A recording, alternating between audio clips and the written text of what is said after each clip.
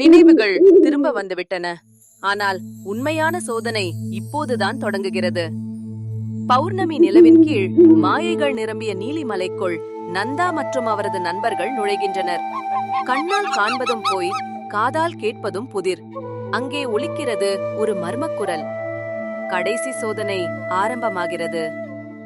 வெற்றியை மறைத்திருக்கும் பரிபாஷை, நிலவொளியில் கண்ணீர் சிந்தும் அதிசயக்கல் மற்றும் வெள்ளி நிறமாக மாறும் புறா.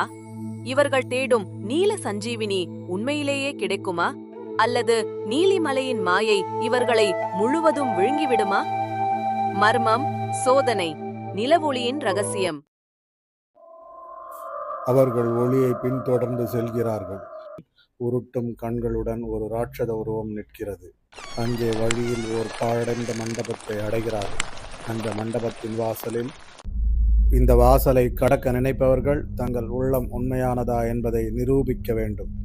எப்படி நிரூபிக்க வேண்டும்? உங்கள் மனதை நான் அறிந்து விடுவேன். உங்கள் பயம் என் கண்களுக்கு தெரியும்.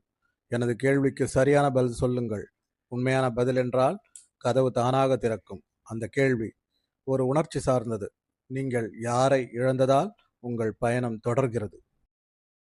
காவலரே, எனது தங்கை தவறான பதில் சொல்லி நினைவுகளை இழந்து விடுவார்.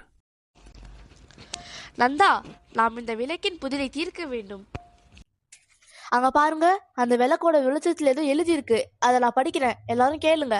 இன்பமும் துன்பமும் என்னாலே, நான் பிரிந்தால் நீ அல்ல, நான் யார்? இது நம் நந்தினியை மீட்டெடுக்கும் முக்கியமான கேள்வி. கவனமாக பதில் சொல்லு. விடை என்னவா இருக்கும்? அநேகமா இது நம்மளை தொடர்ந்து வரும், நம்மளை விட்டு போகாதுன்னு நினைக்கிறேன். கவனமா யோசிக்கணும். இது நம்ம பயணத்தோட இருக்கு, ஆனா கையில பிடிக்க முடியாது. அதுதான் நம்மளோட பயணத்துக்கு காரணம்.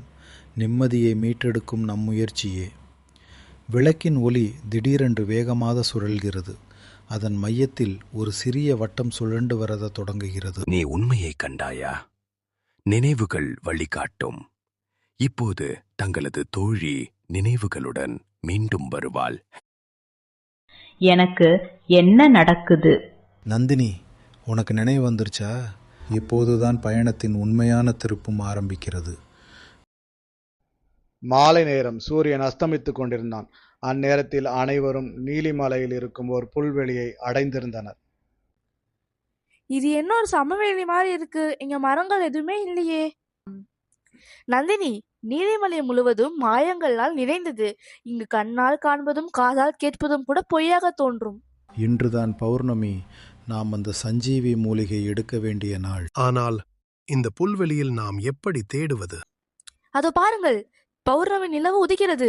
இன்னும் சற்று நேரத்தில் நம்ம எல்லா கேள்விக்கும் பதில் கிடைக்கும். பௌர்ணமி நிலவு ஒளிரத் தொடங்குகிறது. அப்பொழுது அங்கிருந்த புற்கள் விலங்குகள் போல் ஒளிரத் தொடங்கின. அண்ணா, இப்போது இந்த இடம் ஒரு மாயஜல பகுதியாக மாறிக்கொண்டே இருக்கு. நீலிமலையின் தடைகளையும் சோதனைகளையும் தாண்டி வந்திருக்கும் வீரர்களே, உங்களின் கடைசி சோதனை தொடங்குகின்றது. எனது கேள்விக்கு நீங்கள் சரியான பதில் சொல்லுங்கள். முதல் கேள்வி, மரமது மரத்தால் பகை முடிக்க மரம் அடைவது எதுவோ அதுவே பரணிக்கு வித்தாகும். என்ன நண்பா, ஒன்னும் புரியல. மணி, இது முற்றிலும் பரிபாஷை. இது தீவிரமாக ஆய்வு செய்ய வேண்டும். மரமது என்பது இங்கு ஒரு வீரனை குறிக்கும் சொல்லாக தோன்றுகிறது. ஆம், அரச மரம். அருமை. அரச மரத்தை அரசன் என்று வைத்தால் மரத்தால் என்பது என்ன? அண்ணா, அரசனின் கையில் இருக்கும் ஆயுதம் வில், அதாவது வில்வ மரம். அருமை.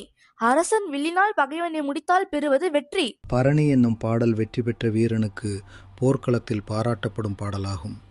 பரணிக்கு விடுத்திடும் என்பது வெற்றி முழக்கத்தை குறிப்பதாகும். அருமையான விளக்கம். இனி இதோ உங்களுக்கான குறிப்பு. என்னொழியில் கண்ணீர் சிந்தும் வெண்ணொளி, கண்களை கண்டால் கண்கள் காணும் கல்லதிசயம். இப்புதிர் மிகவும் சிக்கலாக இருக்கே, என்ன செய்வது? முயற்சிப்போம். என்னவாக இருக்கும்? யோசிக்கலாம். தன்னொளி என்பது நிலவின் ஒளியை குறிக்கின்றது. அண்ணா, நில ஒளியில் தண்ணீர் கசியும் அதிசயக்கல் சந்திரகாந்தக்கல் என்ன படிச்சிருக்க? அருமை. அப்படியானால் இப்போது நாம சந்திரகாந்த கற்களை தேட வேண்டும். அனைவரும் நிலவொளியில் சந்திரகாந்த கல்களை தேடுகின்றனர். நந்தா, இங்க பார். வெள்ளை நிறத்தில் ஏதோ தெரிகிறது. இவ்வாறு சொல்லிக்கொண்டு அந்த கற்களை கையில் எடுக்க கையில் நீரின் ஈரப்பதம் உணர்கின்றான். இந்த கல்லில் நீர் கசிகிறது. அருமை. அப்படியானால் இதுதான் நாம் தேடும் சந்திரகாந்தக்கல். பேசிக்கொண்டே இருக்கும்போது நிலவின் மீது ஒளி பாய அங்கு மறைந்திருந்த வெள்ளை நிற சந்திரகாந்த கல் மண்டபம் என்று பிரகாசிக்கிறது. அதிலிருந்த பரவும் வெண்ணொளி புறாவின் மீது பட உரா வெள்ளி நிறத்தில் மாறி உயர பறக்கின்றது. புறாவின் உருவத்தை மூவரும் ஆசிரியருடன் பார்த்து கொண்டிருக்கிறார்கள்.